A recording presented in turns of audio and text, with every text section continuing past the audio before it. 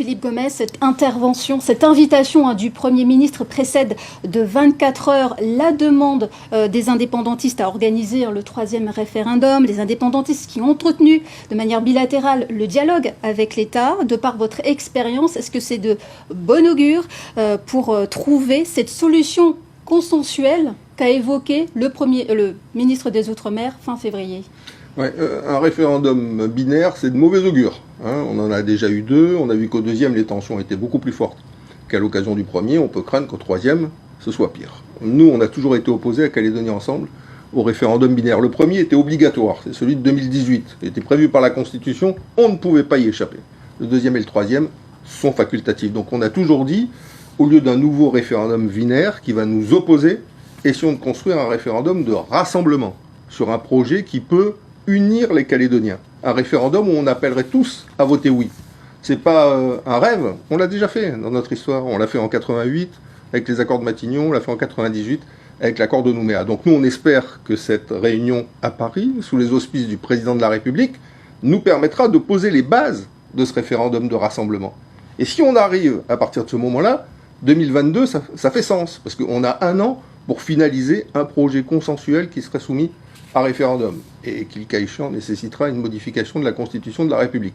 Par contre, si on voit que sous les auspices du président de la République, on n'y arrive pas, et que le FLNKS s'enferre dans l'idée du référendum binaire, à partir de ce moment-là, il faudra qu'il soit organisé le plus rapidement possible, dès septembre-octobre 2021. Un dernier mot, la discussion après le résultat du référendum binaire, cette discussion-là, ça ne sera pas la même que celle d'aujourd'hui. Après un 3e référendum binaire, il y a un vainqueur, il y a un vaincu. Et quand on commence à discuter, après ce 3e référendum, je ne suis pas sûr que le vainqueur soit extrêmement attentif aux attentes du vaincu. Donc dans notre pays, avec l'histoire de notre pays, avec les fragilités de notre pays, les traumatismes, les inégalités de notre pays, ça ne nous paraît pas, à nous, Calédonie Ensemble, une bonne chose d'aller vers ce référendum d'opposition entre Calédoniens. Alors vous êtes un fervent défenseur du dialogue. Donc, au cours de cette lettre d'invitation, le Premier ministre a rappelé que le dialogue est plus que jamais nécessaire et le gouvernement de la République souhaite y prendre part. Vous avez évoqué les bases du dialogue, mais comment, vous qui êtes dans l'opposition, vous dialoguez avec la majorité, les loyalistes, sur quelle base allez-vous discuter ? Vous avez, je rappelle pour nos téléspectateurs, que vous avez mené en 2020 2 campagnes en faveur du non, une campagne du non, du respect, celle de Calédonie Ensemble, et du non des loyalistes, que vous avez vous-même qualifié de non brutal, anti-océanien, anti-kanak. Oui, on n'est pas sur la même ligne, si c'est ça que vous voulez dire, bien évidemment. C'est pour ça qu'on a fait notre campagne à nous et qu'ils ont fait la leur.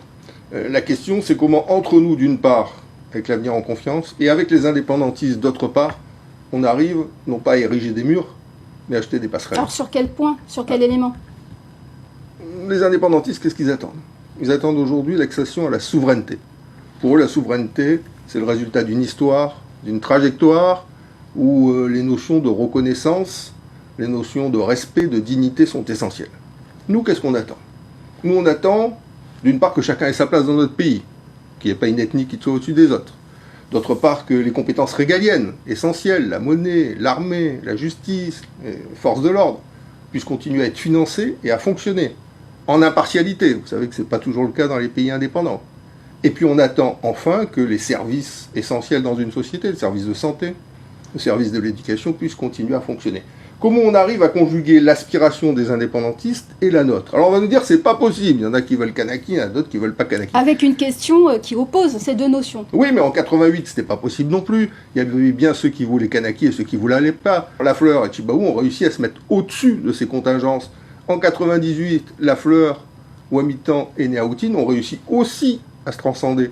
Maintenant, c'est notre génération qui doit arriver à se transcender pour construire ce référendum de rassemblement. C'est en tout cas l'hypothèse qu'on portera à l'occasion de cette réunion sous la présidence de la République. Conjuguer souveraineté et maintien dans la France, est-ce que vous êtes pour une reformulation de la question ?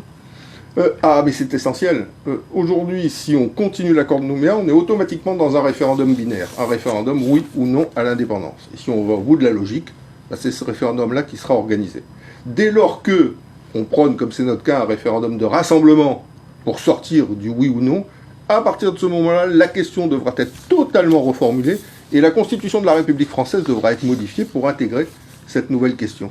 Vous savez, ce référendum, je sais que ça paraît aujourd'hui une inaccessible étoile, hein, eu égard aux oppositions entre les uns et les autres, aux oppositions entre indépendantistes aussi, on voit bien qu'ils n'ont pas le même projet.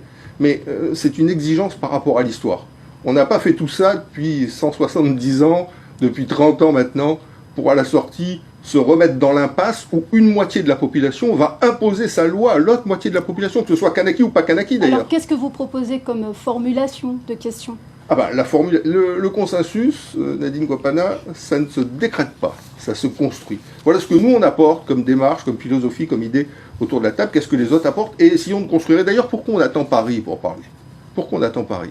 Pourquoi demain, après-demain, entre indépendantistes et non-indépendantistes, on ne se met pas autour de cette table pour construire les bases de ce référendum de rassemblement, pour essayer d'arriver à Paris, peut-être avec pas quelque chose de bouclé, mais au moins une trame qu'on aura réussi à dessiner ensemble. Les Calédoniens, ils attendent ça. Ils n'attendent pas qu'on se remette sur la figure une troisième fois. Une réponse sur la date. Ce jeudi, le ministre des Outre-mer rappelle que l'État organisera ce référendum avant le mois d'octobre.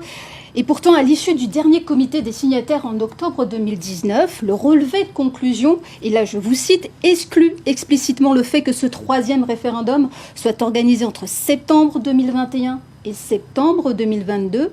La fenêtre de tir, le champ des possibles est réduit. Oui, le champ des possibles est réduit parce qu'il y a une campagne présidentielle.